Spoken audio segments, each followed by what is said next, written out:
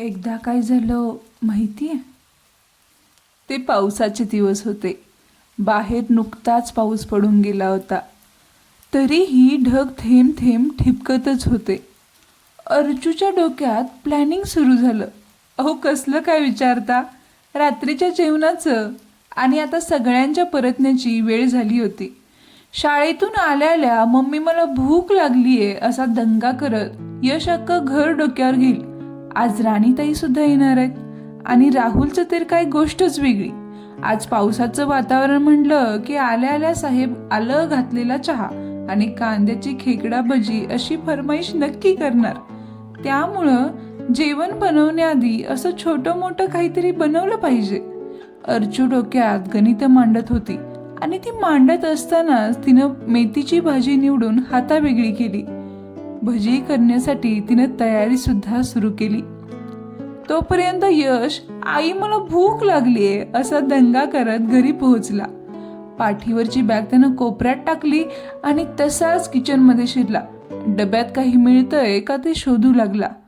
अरे यश, आधी कपडे बदल, हातपाय धुवून घे, मी करते ना खायला. अगं आई, तू आधीच का नाही बनवत? मला खूप भूक लागलेली असते, माहित नाही का तुला? अरे करतेच आहे, तू आवरून घे, तोपर्यंत तयारच होईल. अशी तनतन करत यश किचनमधून बाहेर गेला. अर्जू मनातल्या मनात हसत होती, कारण तिला माहीत होतं यश भूक लागली की अशीच चिडचिड करतो. तेवढ्यात दारावरची बेल वाजली. गॅस कमी करून अर्जू दरवाजा उघडायला गेली. तिनं दरवाजा उघडला आणि समोरच्या व्यक्तीला बघून आश्चर्यचकित झाली. आणि तिच्या तोंडून तू इतकंच निघालं. हाय हॅलो नमस्ते, मैं हूँ आपकी नीलम आणि तुम्ही ऐकताय नीलम पॉडकास्ट. दारात कोणाला बघून अर्जूला आश्चर्याचा धक्का बसला होता हे तुम्हालाही जाणून घ्यायचं आहे, माहिती आहे मला. पण त्याआधी तुम्ही मला फॉलो करू शकता स्पॉटिफाय, इन्स्टा आणि यूट्यूबवर सुद्धा. अर्जुनं दरवाजा उघडला आणि समोर मीनू उभी होती. कितीतरी वर्षांनी कॉलेजात असताना दिसायची ना, तशीच आजही दिसत होती. उत्साही, आत्मविश्वास असलेली आणि आनंदी. दरवाजा उघडताच मीनूनं अर्जुला मिठीच मारली. कशी आहेस तू? अगं ओळखलंस ना मला? आज तुझी खूप आठवण आली. अनायसे पुण्याला आलेच होते, म्हटलं तुला भेटायलाच यावं. एरवी ऑफिसच्या मीटिंग असतात. मागे तुला फोनवर बोलले होते ना प्रमोशन झाल्याचं, तर काम वाढलंय बघ. त्यामुळं आता तुझ्याशी जास्त कॉलवर बोलणं पण नाही होत. घरचं एवढं काही आता डोळे भरून बघून झालं असलं तर आत बोलवणार आहेस का, की सगळ्या गप्पा इथेच संपवायच्यात? अर्जू भानावर आली. अगं अगं ये ना आती. थांब, मी तुझ्यासाठी पाणी आणते, असं म्हणत अर्जू किचनमध्ये पळाली. कारण गॅस चालू होता आणि मग किचनमध्येच त्यांच्या गप्पा सुरू झाल्या. अर्जूला सगळा स्वयंपाक करायचा होता. तोपर्यंत राहुल आणि राणी, बहीण भावाची जोडी घरात पोहोचली होती. मीनू बरोबर हाय हॅलो करून अर्जूला भूक लागल्याची खाणाखुणा चालू होत्या. मीनू आल्यापासून सगळीकडे निरखून बघत होती. अर्जूचा आनंदी भरला संसार. काय कमी आहे? सगळ्या सुखसोयी हाताशी आहेत. गोड मुलगा आहे, प्रेम करणारा नवरा आहे आणि मैत्रिणीसारखी ननंद सुद्धा. आणि तिला आवडणारं काम करतीये. घरच्यांना स्वतः स्वयंपाक करून खायला घालणं किती किती आवडतं तिला. रात्रीची जेवणं उरकली.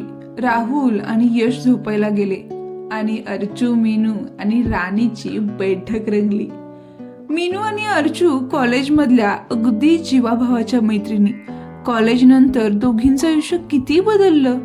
शहरं बदलली, आसपासची माणसं बदलली, प्रायोरिटी चेंज झाल्या. आधी भेटणं व्हायचं, पण अर्जूच्या लग्नानंतर तेही कमी झालं. पण एक गोष्ट कायम राहिली, ती म्हणजे त्यांची मैत्री. त्या फोनवरून एकमेकांशी कनेक्टेड राहिल्या. आज जेव्हा त्या इतक्या वर्षांनी एकत्र आल्या होत्या तेव्हा आपसुकच कशी आहेस तू असं विचारलं गेलं. तसं तर सगळं ठीकच चालू आहे बघ, असं मीनू म्हणाली. तसं तर म्हणजे? अर्जुनं काळजी चिंतेनं विचारलं. सगळं ठीक चालू आहे. मला आवडतं ते काम करते. तुला तर माहिती आहे, घरचं काम करण्यात मला पहिल्यापासून काही इंटरेस्ट नाही. मी आणि महेश सध्या लिव्ह इनमध्ये राहतो. घरचे यादीमध्ये लग्न करण्याविषयी बोलतात, पण त्याचा काही जास्त लोड नाही.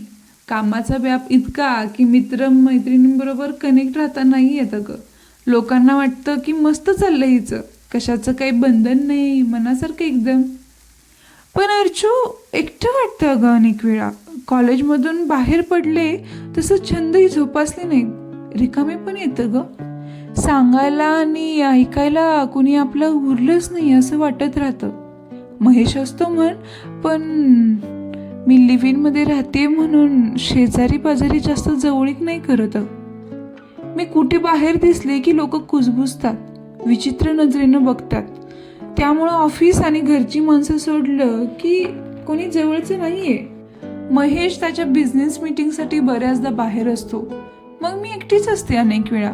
मग कधी कधी ना सगळं अस्थिर वाटायला लागतं. तुला माहिती आहे ना, मला आजूबाजूला किती लोक लागतात, गजबज लागते, बडबड करायला लागते. या सगळ्यात ना हळूहळू मेंटल पीस हरवत चाललाय असं वाटत राहतं.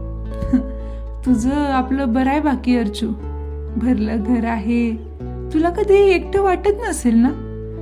असं म्हणत मीनूनं अर्चूचा हात हातात घेतला. अर्चूनं शांत अशी स्माइल दिली. म्हणाली, मी खुश आहे अगं. सगळे असतात आजूबाजूला, छान वाटतं. पण मीनू, सकाळी उठल्यापासून रात्री झोपेपर्यंत सतत काही ना काही कामं सुरूच असतात. सगळ्यांचे डबे, कपडे, भांडी, घराची स्वच्छता, आल्या गेलेल्यांचं पाहणं. आणि हे सगळं मी मनापासून करते बरं का. माझी काही तक्रार नाहीये. हे मी निवडले, मला माहिती आहे. पण तरी आपण उरतोच ना. राहुल थोडं म्हणून घरातल्या कामात लक्ष नाही घालत. सकाळच्या बेड टीपासून आंघोळीला गरम पाणी ओतून देण्यापासून रात्री त्याच्या बॅगेतला डबा काढेपर्यंत मीच सगळं करायचं अशी अपेक्षा असते त्याची मी इतकी लहान सहान कामं करायला तो काही यश आहे का ग. आणि वेळेत काही नाही झालं तर भयंकर चिडतो. कधी कधी खरंच वाटतं यासाठीच लग्न करतात. मी घरी असते तर सगळं मीच करायला हवं असे एक समीकरण होत गेले. पण कधी कधी ना माझी मीच उरत नाही.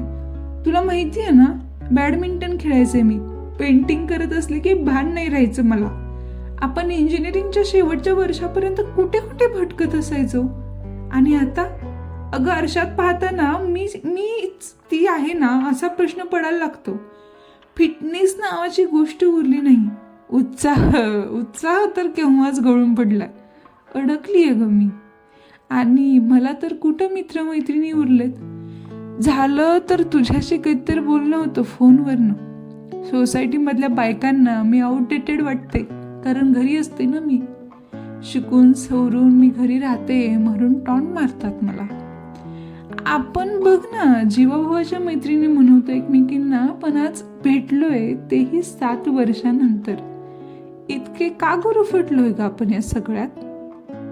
असं म्हणताना अर्चूचे डोळे पाणावले होते. इतका वेळ मीनू आणि अर्चूच्या गप्पा मन लावून ऐकत असलेली राणी म्हणाली, खरंय वहिनी तुझं, आणि मीनूताई तुमचं सुद्धा. मला ना कायमच असं इंडिपेंडंट व्हायचं होतं. अर्चू वहिनी, तुझ्याकडे जेव्हा मी 2 दिवस येते ना तेव्हा बरं वाटतं. पण तिकडे कात्रजला असते तेव्हा जॉब करून परत घरी येऊन काम करायचं म्हणले की दमछाक होते, चिडचिड होते. आणि मग कधी कोणावरही राग काढला जातो. रस्त्यावरून जाता येता पुरुष कमेंट करतात अगं, आणि आपण मान वर करेपर्यंत गाडीवरून निघून गेलेले असतात. मग कोणाला सांगणार आणि कोणाला तक्रार करणार यांची. रडायला येतं. हे असलं कसलं फ्रीडम असंही वाटतं. का करतोय हे सगळं असं वाटत राहतं. कधी कधी अतिविचार केल्यामुळं झोपही पूर्ण नाही होत. सतत पळतोय असं वाटतं. म्हणजे आज कितीतरी दिवसांनी मी असं कोणाबरोबर तरी गप्पा मारत असेल मनातल्या. नाहीतर एरवी घड्याळच्या काट्यावर चाललेलं असतं सगळं. ऑफिसमध्ये मित्रमैत्रिणी असतात ग, पण कोण कधी कशावरून जज करेल सांगता नाही येत. सोशल मीडियावर हसरे फोटो ठेवले की लोकांना वाटतं मस्त चाललंय सगळं. मग काय हॅशटॅग स्माईल, हॅशटॅग हॅपी असले टॅग टाकत आपले 100 मधले 1-2 निवडक फोटो पोस्ट करायचे आणि कमेंटमधून हॅपीनेस शोधायचा. असले प्रकार सुरू आहेत हल्ली. गावाहून आईबाबांचा कोण्या पाहुण्यांचा फोन आला की सगळे लग्नाचं विचारतात. त्यांना सांगितलंय अजून 2 वर्षांनी करू लग्न, थोडं इकॉनॉमिकली सेट होऊ दे मला. पण मग सतत स्थळं सुचवत राहतात ते आणि मग कधीतरी ठेवणीतलं अस्त्री काढतात. म्हणतात तुला कोणी आवडत असेल तर सांग. हां अगं पण वहिनी, कोणी मला आवडत असेल तर मीच सांगेन ना घरी. मी एकटीच राहते तरी मला कंटाळा येतो एवढा. लग्न झाल्यावर सगळ्यांचं सगळं करून जॉब कसा करणार, किंवा मग जॉब करून सगळ्यांचं सगळं कसं करणार, असं काही बाई प्रश्न पडत राहतात. मग कोणी समजून घेणारा आयुष्याला तर ठीक आहे ग, पण दादासारखं सगळं हातात मागणारा असेल तर कसं होईल ग माझं. राणी बोलता बोलता थांबली. रूममध्ये शांतता पसरली. अर्चू, मीनू आणि राणी तिघी विचारमग्न झाल्या होत्या. 0 बल्बच्या उजेडात तिघींनाही प्रश्न पडला होता की नक्की काय हरवत चाललंय आणि का हरवत चाललंय. तुम्हाला काय वाटतं, तुमच्या आजूबाजूला आहेत का हो अर्चू, मीनू, राणी सारख्या बायका, धडपडणाऱ्या, घरातल्यांना खुश ठेवण्यासाठी सतत राब राबणाऱ्या, तरीही कमीपणा, अपराधीपणा घेऊन जगणाऱ्या. अशा मुली आहेत का हो मी सगळं करून दाखवेन म्हणणाऱ्या, सुपर वुमन होण्याचं ओझं विनाकारण बाळगणाऱ्या, प्रचंड थकणाऱ्या पण हसऱ्या चेहऱ्यानं सगळ्यांना सामोरं जाणाऱ्या, कधीच आपली दुखणी खुपणी आपणहून न सांगता मनात गाडणाऱ्या, एकटं वाटत असताना मनातली वेदना डोळ्यातून वाहू देणाऱ्या, तरीही बाई पण भारी देवा ही भावना बाळगत रोज स्वतःला नव्यानं उभं करत कोसोशीनं जगणाऱ्या. तुमच्या उजवीकडे, घराच्या त्या कोपऱ्यावर, बस स्टॉपवर, लोकलच्या गर्दीमध्ये, तुमच्या घराच्या किचनमध्ये, ज्वारी खुडणं चालू असलेल्या शेतात, शाळेत जाण्यासाठी हट्ट करणाऱ्या चिमण्या पोरी, चुकणाऱ्या, रडणाऱ्या, प्रेमात पडणाऱ्या, हळव्या, कणखर, शांत, भांडखोर, बडबड्या, आपलंसं करणाऱ्या, माणसांना बुजणाऱ्या, घरच्यांशी वाद घालून आपली स्वप्न पूर्ण करायला बाहेर पडलेल्या पोरी, भांडी घासायला येणाऱ्या काकू, कारमधून जाणाऱ्या ताई, अचानक वडील गेल्यानंतर किंवा नवरा गेल्यानंतर स्वतःच्या खांद्यावर घराची जबाबदारी घेतलेल्या मुली किंवा बायका. दिसली तुम्हाला? पाहिलं तुम्ही तिला? ओळखलत का हो? प्लीज एक छान स्माईल द्या ना तिला. कधी गरज वाटली तर मदतीचा हात पुढे करा ना. कधी कधी कोणीतरी आपलं ऐकून घ्यावं वाटत असतं. तुमचा थोडा वेळ द्या ना तिला.